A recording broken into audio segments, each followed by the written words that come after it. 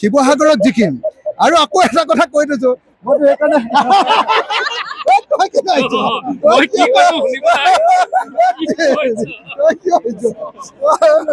মোৰ আজি এটাই ভাল লাগিছে যে অসমৰ মুখ্যমন্ত্ৰীয়ে আজি মঞ্চত এটাও পলিটিকেল শব্দ মানে আঁচনিটোৰ বিষয়ে বক্তব্য আগবঢ়োৱাৰ বাহিৰে কোনো পলিটিকেল বক্তব্য আগবঢ়োৱা নাই। মই সেইকাৰণে বহি আছিলোঁ, মনে মনে আছিলোঁ পলিটিকেল বক্তব্য আগবঢ়াব নেকি বুলি, কিন্তু এটাও পলিটিকেল বক্তব্য আগবঢ়োৱা নাই।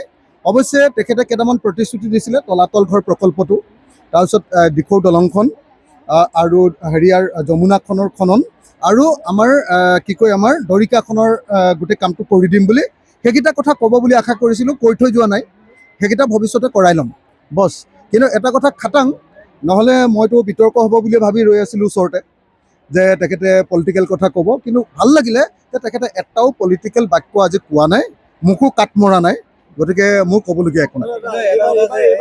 মানে শিৱসাগৰত খেলিম আৰু শিৱসাগৰত জিকিম আৰু পিছতো দেখা যাব ন। এতিয়া মই আসনকেইখনৰ নাম ক'ব নোৱাৰোঁ, বেয়া হ'ব, চলি আছে।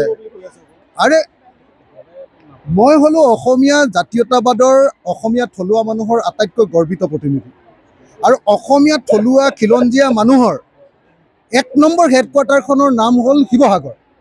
গতিকে মই শিৱসাগৰত খেলিম, শিৱসাগৰত জিকিম আৰু আকৌ এটা কথা কৈ দিছোঁ মইতো সেইকাৰণে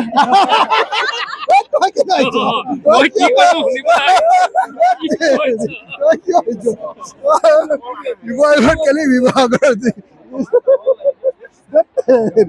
আৰু এটা কথা মই এইটো সদায় মুখ্যমন্ত্ৰীক কওঁৱেই যে আপুনি জালুকবাৰীত এই বাহিৰৰ বেংগলী মানুহ, বিহাৰী মানুহ, মাৰোৱাৰী মানুহ আনি জিকি আছে, এবাৰ শিৱসাগৰত আহক না। ইমান খিলঞ্জীয়া খিলঞ্জীয়া কয়, খিলঞ্জীয়া ঠাইডোখৰত এবাৰ শিৱসাগৰত মুখ্যমন্ত্ৰী আৰু মই একেলগতে খেলোঁ।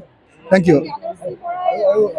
এছিষ্টেণ্ট প্ৰফেচাৰ পদটো গোৱালপাৰা কলেজত কৰি আছিলে, কেমেষ্ট্ৰি ৰসায়ন বিভাগৰ, খুব চোকা ছোৱালী। কালি তাই পদত্যাগ কৰিছে, ইস্তফা দিছে আৰু সিদ্ধান্ত লৈছে যে কাইলৈ 11 বজাত জ্ঞানশ্ৰী বৰাই ৰাইজৰ দলত যোগদান কৰিব।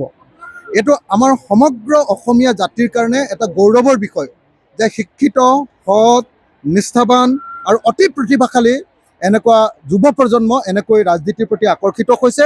মই জ্ঞানশ্ৰী বৰাৰ লগত কথা পাতি আছোঁ ঘনে ঘনে।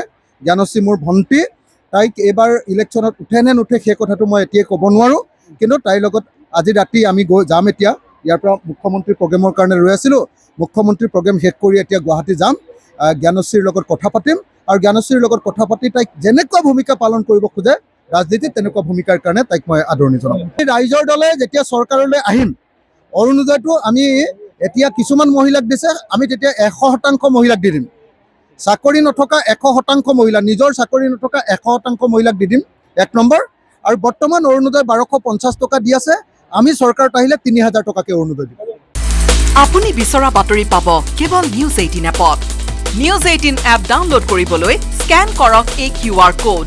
গুগল প্লে ষ্টৰতো পাব এই নিউজ 18 এপ।